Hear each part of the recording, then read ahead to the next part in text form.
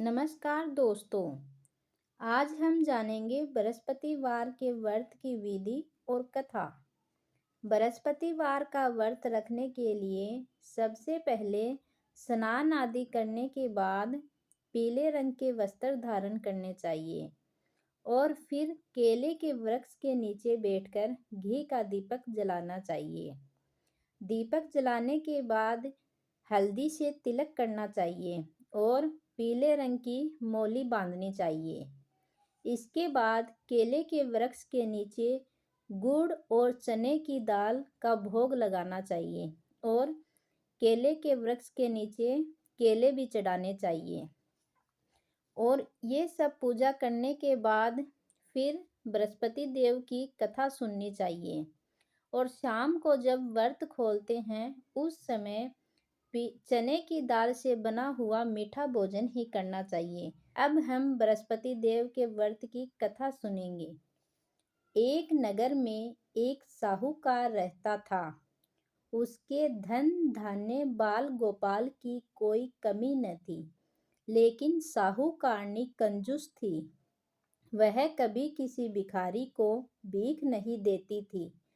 उसकी इस हरकत से सभी परेशान थे। एक बार संयोग हुआ कि एक पहुंचे हुए सिद्ध पुरुष उस साहूकारनी के यहाँ भिक्षा मांगने पहुंचे।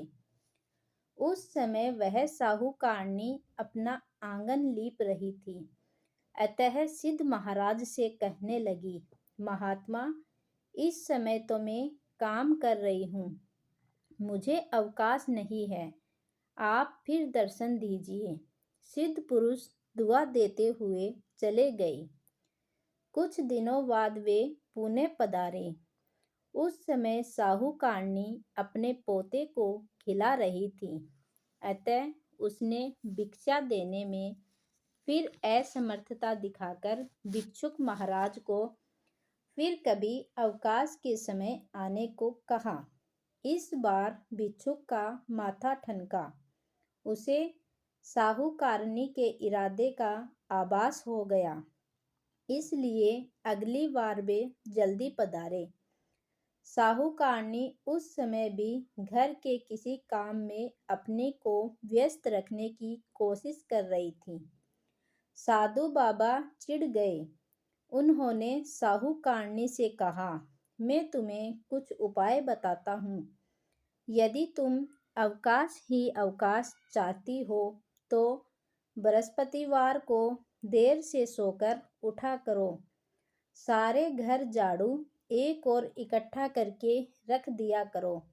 उस दिन घर में पोछा लगाया करो।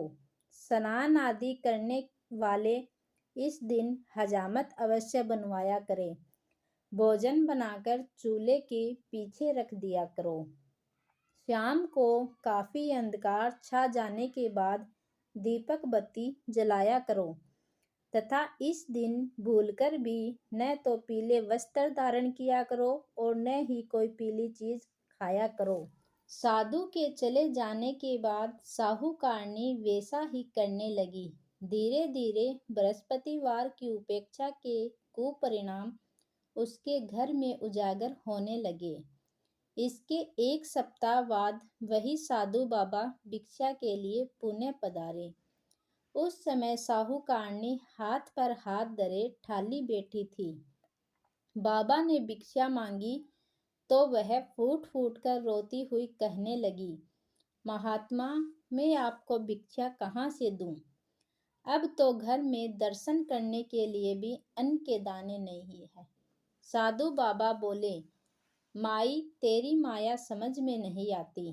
पहले तो घर में सब कुछ था, मगर फिर भी तू भिक्षुक को भीख नहीं देती थी, क्योंकि उन दिनों के काम धंधों से तुझे फुर्सत नहीं थी, और अब तो फुर्सत ही फुर्सत है, फिर भी तू दान देने में आनाकानी करती है। अब तो साहूकारनी को समझते देर न लगी कि सामने खड़े बाबा सर्वज्ञ और सिद्ध पुरुष है। उसने उनके चरण पकड़कर पिछले व्यवहार के लिए क्षमा मांगी और वादा किया कि यदि आपकी कृपा से घर फिर धन धान्य से भरा पूरा हो गया तो वह कभी किसी भिक्षुक को खाली हाथ नहीं जाने देगी। साधु बाबा को दया आ गई। वे बोले, बृहस्पतिवार को तड़के ही उठकर स्नान आदि से निवृत्त होकर अपने घर को गोबर से लीपकर अत्यंत पवित्र भाव से भोजन बनाना चाहिए। उस दिन घर का कोई आदमी हजामत न बनाए और उस दिन विशेष रूप से भूखों को भोजन कराना चाहिए। यदि तुम ऐसा करोगी तो शीघ्र ही तुम्हारे दिन फिर जाएंगे और तुम्हारा घर एक बार फिर धन धान्य से भरपूर हो जाएगा। साहूकारनी ने वैसा ही किया। कुछ ही दिनों में उसके भले दिन फिर लौट आए। जैसे दिन बृहस्पति जी ने उसके फेरे, ऐसे ही वह हम सब के लिए शुभ दिन शीघ्र ही लाए।